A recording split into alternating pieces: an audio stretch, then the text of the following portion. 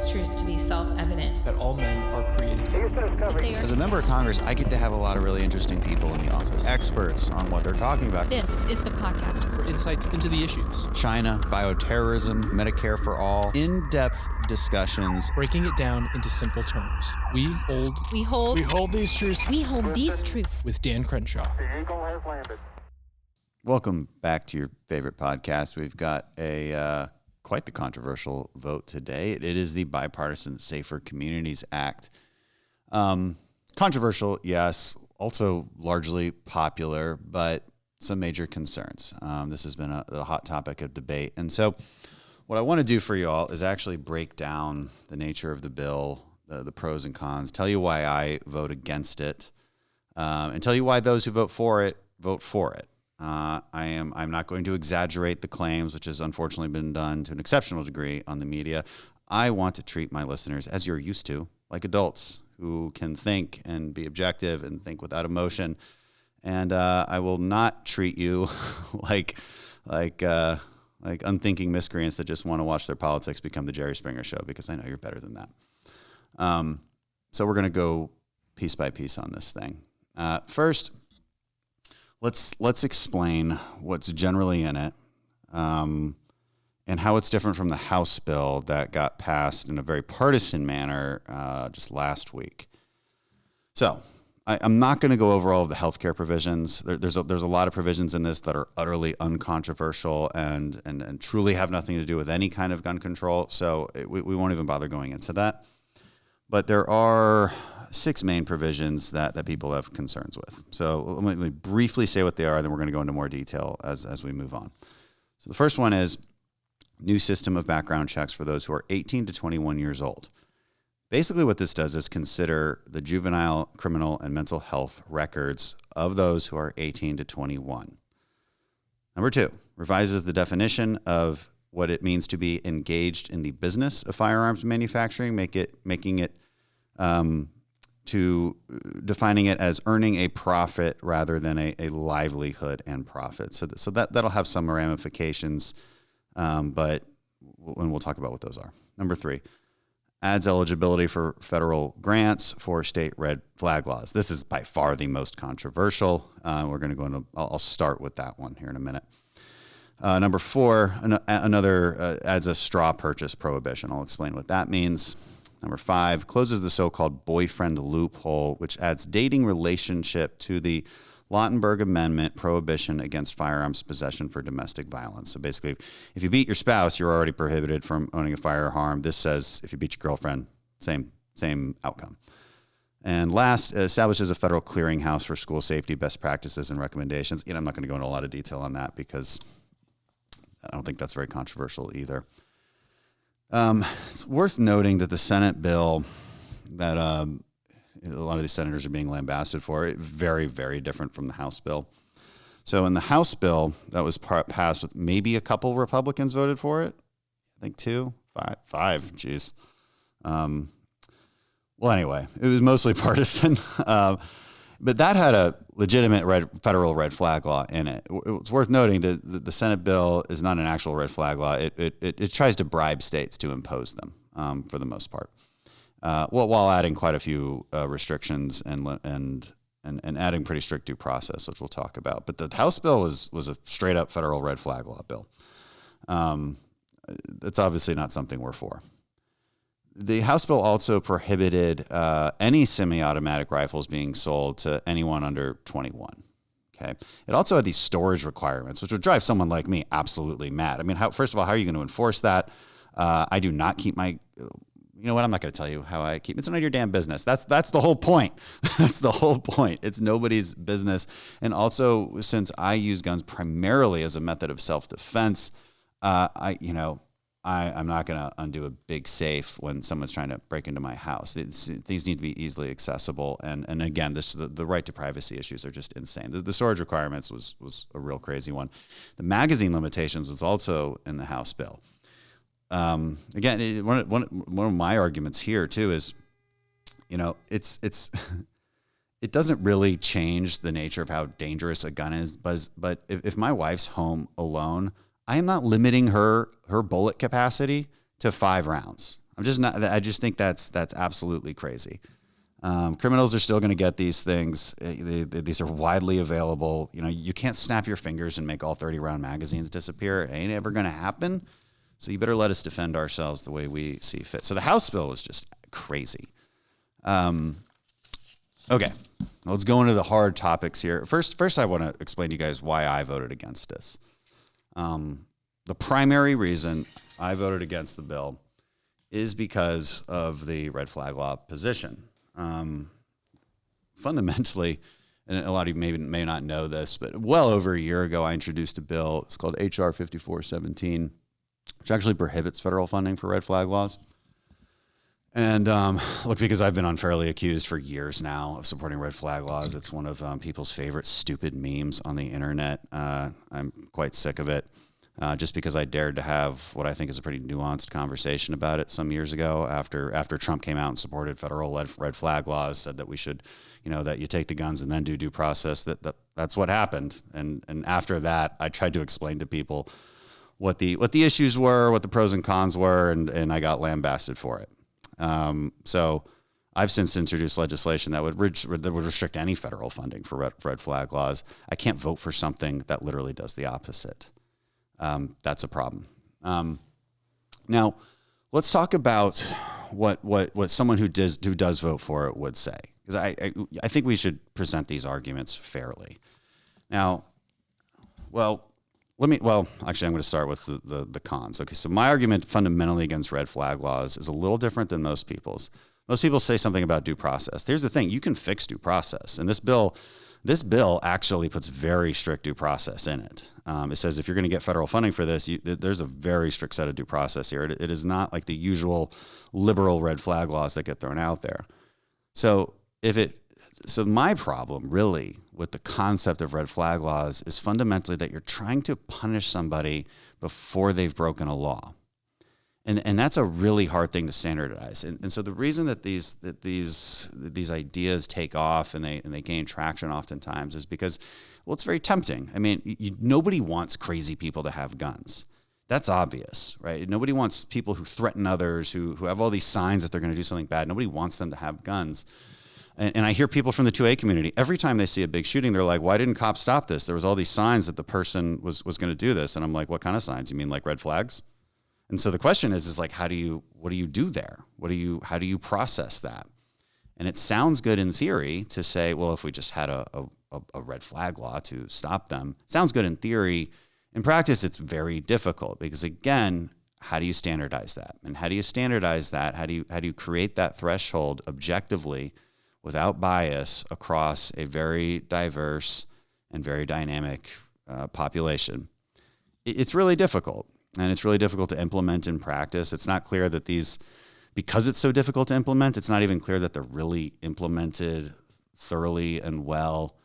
So in the end, it's just too difficult from a practical nature. Now, again, if you're on the yes side of this bill, what they might say is, well, first of all, they negotiated it away from a federal red flag law to just funding for it. They would also say that, look, whether a state, you're bribing states to put red flag laws in, but let's be honest, the decision on whether a state imposes a red flag law is purely political. It's purely preferential. It has nothing to do with whether they can get funding for it or not. They would further argue that this actually may bribe a lot of these liberal states and states like Florida, by the way. Florida has some of the strictest red flag laws in the nation. You never hear about that. By the way, that legislature is always spewing red meat out of it, and I don't ever hear this one come up. Maybe it should, but it would actually bribe those kind of states to actually impose these additional due process restrictions on it, which would, I guess, net be a good thing. Of course, again, I think most of us agree on the right that red flag laws just shouldn't be part of the equation to begin with. But again, that's the argument in favor of it. And if you're from a state like Texas, nothing in this bill will change anything about your guns. I mean, nothing. We don't have red flag laws in Texas. There's no reason to believe that we're all of a sudden going to pass red flag laws just because we might get a few million extra dollars from the federal government. So again, that's the argument for it. Let's go into a little bit more detail on the 18 to 21 issue.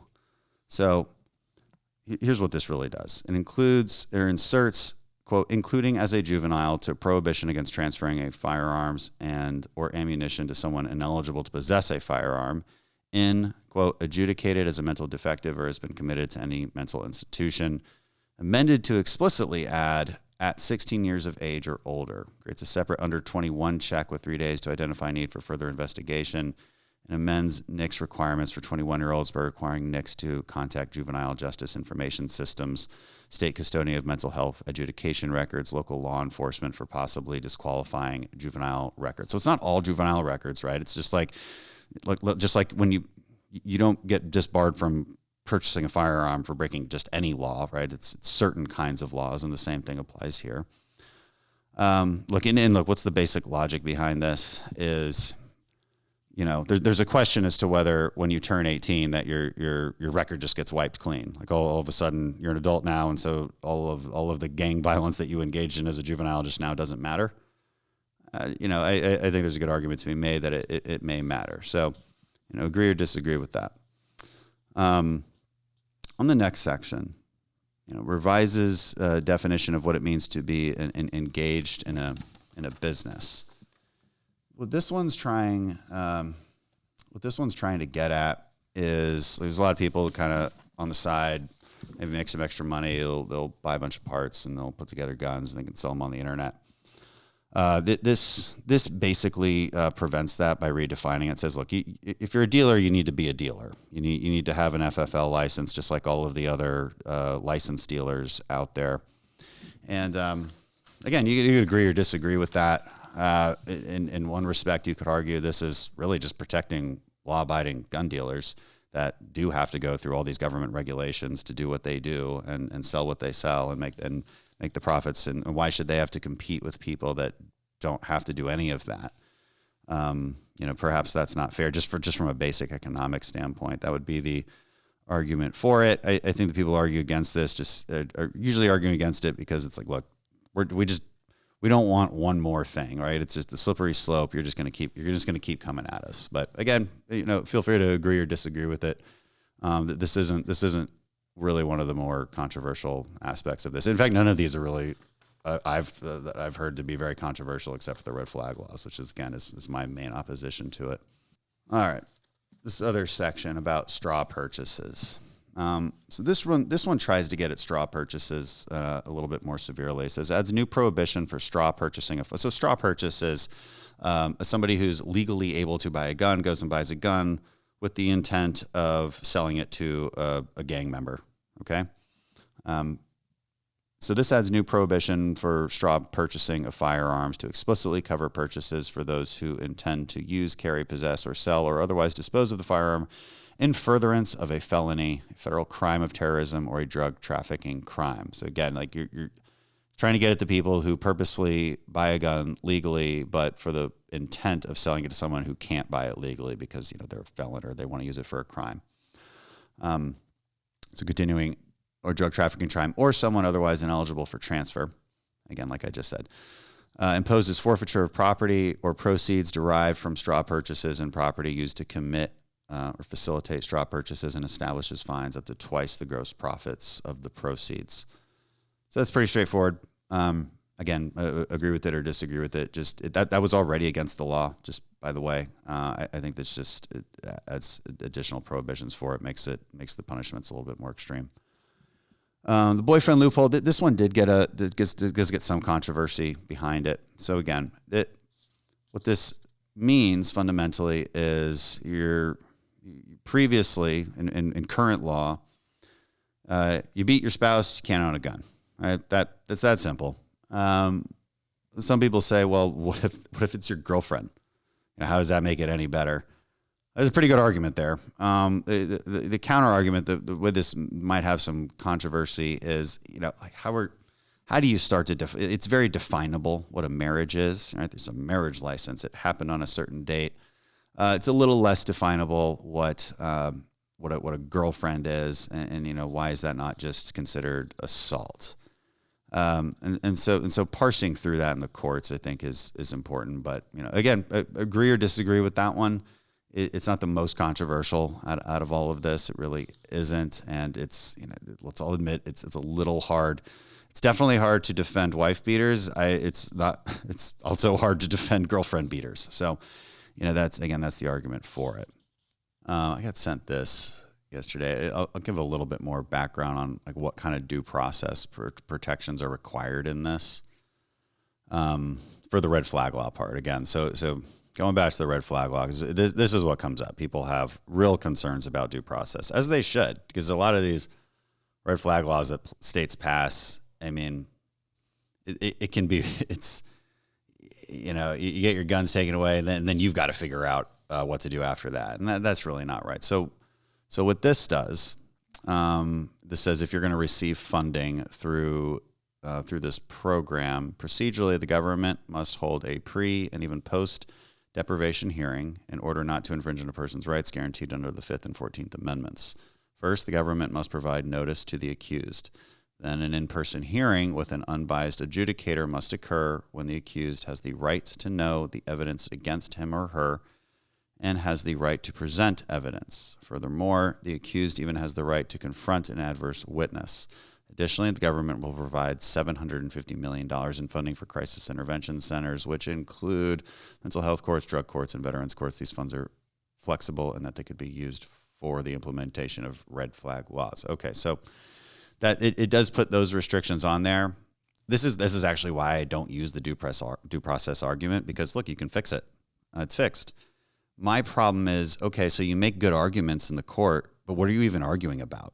Like, what's the law that got broken? Like, what are the standards? This is where it becomes very difficult in practice, in my opinion, which is ultimately why I'm against them. Because look, if you want to make something against the law, just make it against the law, and then define what a punishment is for breaking that particular law. This just goes beyond that. It becomes very subjective, becomes very preemptive, and sounds good in theory, very difficult to implement in practice, and without seriously infringing on people's rights and potentially being abused. So that's but that's all the facts. Highly controversial. Like I said, I like to give you guys objective analysis. It's super easy to scream at people and scream slogans and do all that, but that's not what I'm about, which is why you listen to this podcast and you give it 5 stars. And if you haven't, then I don't know what you're doing with your life. Thanks for listening, everyone.